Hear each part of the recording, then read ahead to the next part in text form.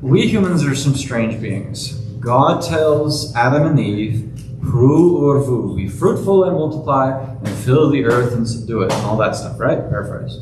Okay, so they everywhere. Cool. And we really mess things up. Never happens. And then the flood comes, and what does God say to Noah and his family?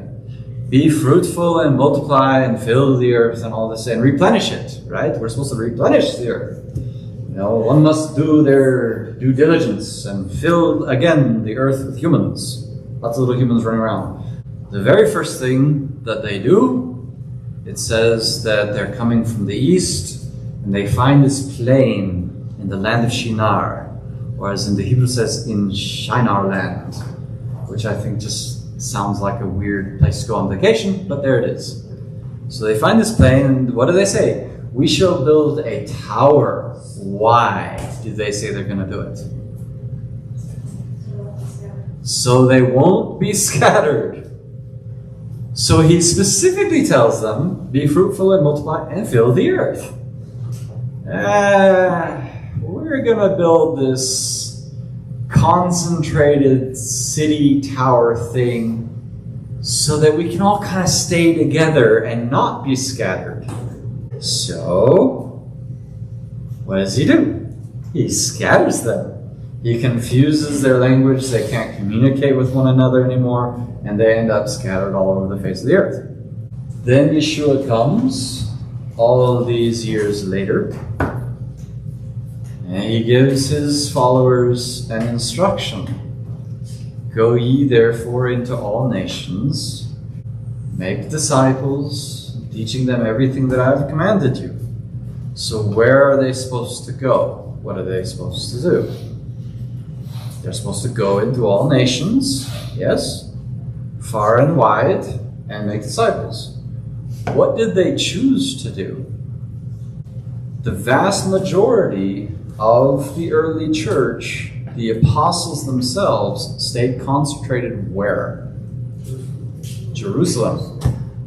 So then what happens? He brings another event, which a lot of people call the Great Babylon. Why? Because it's the Great Exile, where the people were scattered. Scattered where? To all the nations. Nations of different tongues, nations of different languages. As a people, I know we all want to go home. We all want to be in the land. We want there to be peace in the land. We want all these things. But there is a time where we are supposed to be scattered among the nations, not just because of punishment, not just because of violating the Torah, but because we have a message to carry forth. The word doesn't say, for the law shall sit in Zion and never go anywhere. Right. It says, for the law shall go forth from Zion. Right. It's great and it's wonderful and it's fantastic that we all gather here together, praising Him and talking about His Word. But do we take it forth to the nations as we are supposed to? Because if we are not doing that as a community, I think we are in error. Yes, we come here, we study His Word, we learn about who the Messiah is, how to be His disciples. Do we fulfill His instruction to take that message to the nations and make disciples for Him? Men and women who will be our brothers and sisters in His kingdom. I will be happy when there are more names and faces here than I can possibly hope to recognize. Amen. That'll be a beautiful day. So there are times when we're not actually doing what we're supposed to be doing if we just stay trying to be together, not actually willing to go out and conquer the land. And I think this is why the church got scattered in the same way that people were scattered in Babylon.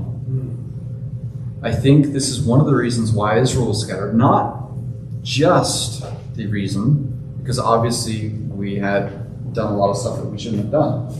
But the simple fact of the matter is, if none of those scatterings had ever happened, who here would know about the Messiah?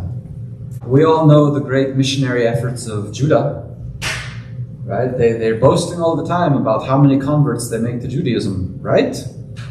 No, it's in fact the exact opposite.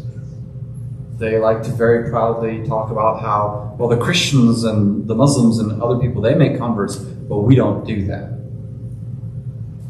Okay. So everybody gets to stay in Israel. The Torah gets to stay in Israel. The message never goes forth to a world that God created. And that world is just left in ignorance. We are supposed to go forth. And I love seeing you all here every week. I do. But do any of us take this law out to others? Do any of us take this message of the Messiah out to others to make disciples? Or we just come here and we have the Torah club feel, and we're like, Baruch Hashem, brethren, Shabbat Shalom, all this stuff. But if people like you and me don't take this message out into the world, how are people in the world going to hear it? How are they going to know who we are? And more importantly, who He is? I have seen many communities, Messianics especially, fracturing all over the place. And you have an offshoot go over here, and an offshoot go over there, and an offshoot go over there.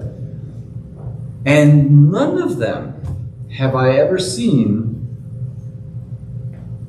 actually going out largely to reach beyond our movement and our borders. So is there a reason why He's causing His people to go like this? What if that reason is so we can actually interact with others and bring them home when He regathers His people? One day, we will be regathered. I would rather lots more people go back with us. Yes?